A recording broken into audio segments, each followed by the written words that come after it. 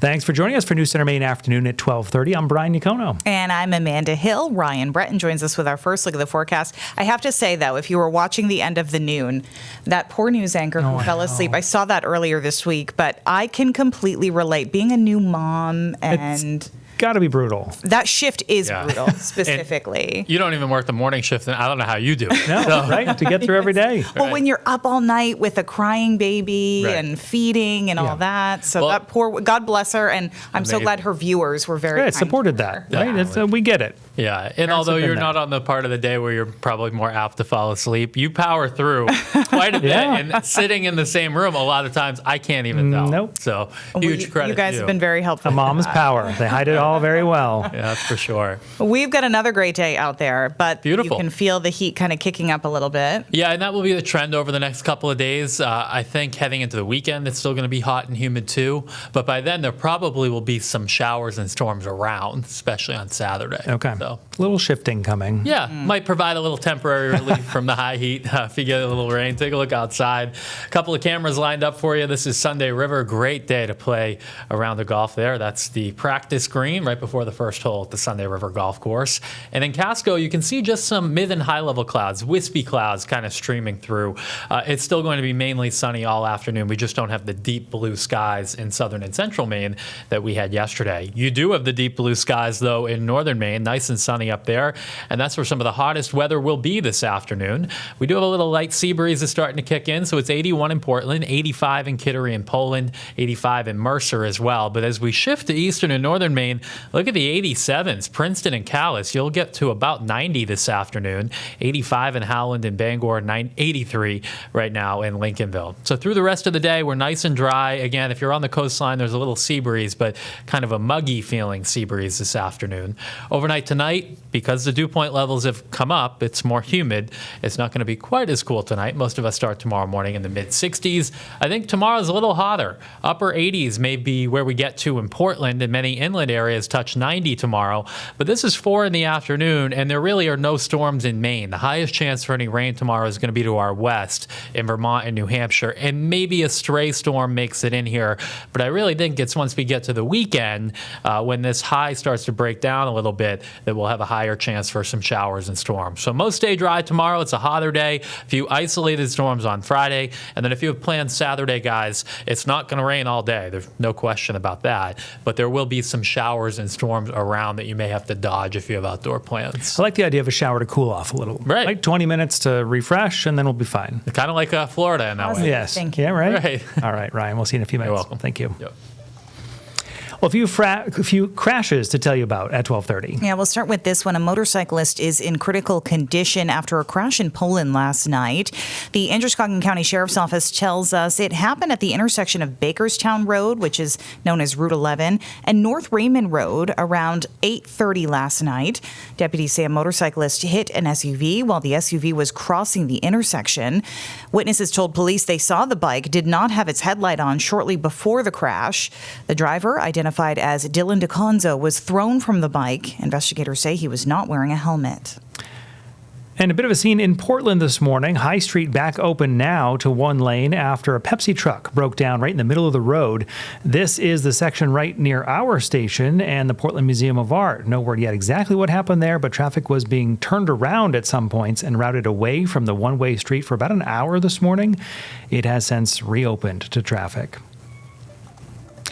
Maine State Police have now arrested a juvenile, charging that person with arson this week in connection with a house fire in Oakland. The Maine Department of Public Safety says the fire happened on July 26th at a home on Libby Hill Road. Investigators say 2 adults and 5 children were sleeping inside the home at the time of the fire, and it originated in a juvenile's bedroom. No one was hurt. The juvenile, however, is being held at Long Creek in South Portland. Maine is joining a multi-state lawsuit against the Trump administration over tariffs. The lawsuit is over the latest round of tariffs implemented by the Trump administration, and it claims the tariffs are illegal and will raise costs for consumers and businesses nationwide. The lawsuit says the administration violated the law by failing to follow legal requirements for implementing tariffs and not giving a strong enough argument for them. Maine Attorney General Aaron Fry says, in his words, the president's repeated attempts to implement tariffs shows both a disregard for the limits of his authority and a lack of concern for those actually impacted. Well, a recent power line failure at a hydroelectric facility right on the Penobscot River, it caused the water levels in the river to drastically drop. Environmentalists and locals say the incident actually caused the death of potentially thousands of fish.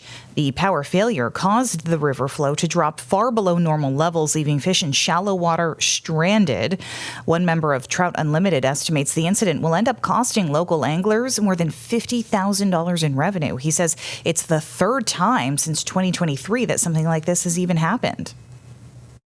So all of a sudden, all the sides up there, the water goes, and it drops in like 5 or 10 minutes. I mean, it goes really fast. Fish tend to want to stay where they are until they feel their back come out of water. And then all of a sudden they go, uh-oh, and they want to run. But by then it's too late. Great Lakes Hydro America says the station's automated minimum flow system did maintain the river flows required during an outage. They say they have invested $3 million in maintenance costs for the station over the last 10 years. They say they plan to continue to invest.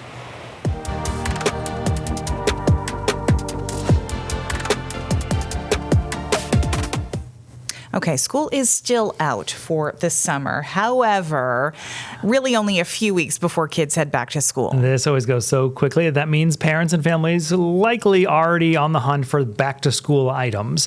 According to the National Retail Federation, parents and families are now projected to spend over $860 on back-to-school shopping per child this year. That number is for students K through 12, with the number for college-age students sitting closer to $1,400. A financial counselor with the Finance Authority of Maine says there are different ways you can tackle back-to-school shopping. Says you can be an in-the-moment consumer where you kind of just go with the store, see what they have, make the best of it, or you can think long-term and spread out your saving and your buying. Over time approach, rather than only, in the moment I need $500 to solve a problem. What if I attack this a little bit at a time? By cutting something here or selling a few items or working a little extra, how can I piece it together so that when back to school bills come or whatever that thing might be, I'm prepared for it. All right, in keeping with that theme of thinking ahead, he also says, thinking about winter essentials, because that'll be here in no time, boots and coats, maybe start looking for off-season deals so that you're not scrambling when the snow is actually falling outside our door. All right, summer. Let's talk a little bit more about that. One of the busiest times at the Portland Museum of Art.